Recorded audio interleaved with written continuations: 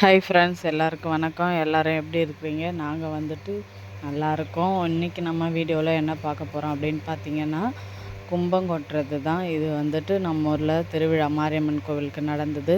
அந்த திருவிழா முடிஞ்சு 8வது நாள் வந்துட்டு சாமிக்கு கும்பம் கொட்டுவாங்க. கும்பம் கொட்டுறது அப்படின்னா என்னன்னு பார்த்தீங்கன்னா, எல்லார் வீட்டில் இருந்தும் சாப்பாடு செஞ்சு கோவிலுக்கு எடுத்துகிட்டு வருவாங்க. இது வந்துட்டு 8வது நாள் படைக்கும்போது எல்லார் வீட்லேயுமே கருவாட்டு குழம்பு தான் வச்சு எடுத்துகிட்டு வருவாங்க. அதுதான் பாரம்பரியமாக அப்போலேருந்தே செய்யறது தான். ஒவ்வொருத்தவங்களும் அவங்கவுங்க வீட்டில் கருவாட்டு குழம்பு வச்சு சாதம் வடித்து எடுத்துகிட்டு வந்து கோவிலில் அதை போட்டிருக்காங்க பாருங்கள், படையல். அந்த படையலில் அவங்கவுங்க எடுத்துகிட்டு வந்து சாப்பாடு குழம்பு எல்லாத்தையும் கும்பத்தில் கொட்டிட்டு நின்றுப்பாங்க. ஏன்னா படைச்சதுக்கப்புறம் கோவிலில் அந்த சாப்பாடை கலந்து எல்லாருக்குமே தருவாங்க. இது ஊரோட ஒற்றுமைக்காக அந்த காலத்துலேருந்து ஒரு பாரம்பரியமாக கடைப்பிடிச்சிருப்பாங்க அப்படின்னு நான் நினைக்கிறேன். ஏன்னு கேட்டிங்கன்னா, இதில் சண்டைக்காரு, நம்ம சொந்தக்காரு எல்லாருமே எல்லார் வீட்டு சாப்பாடையும் கலந்து எல்லோரும் அதை வாங்கி சாப்பிட்றது தான் இதோட சிறப்பே.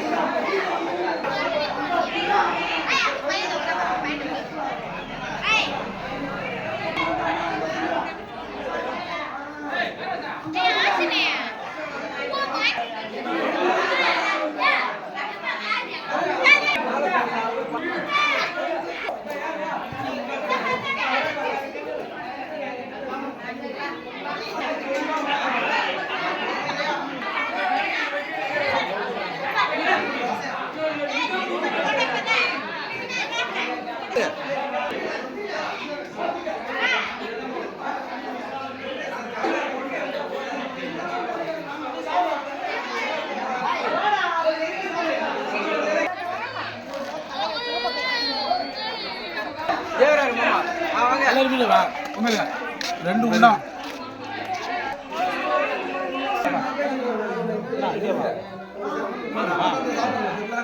போதும்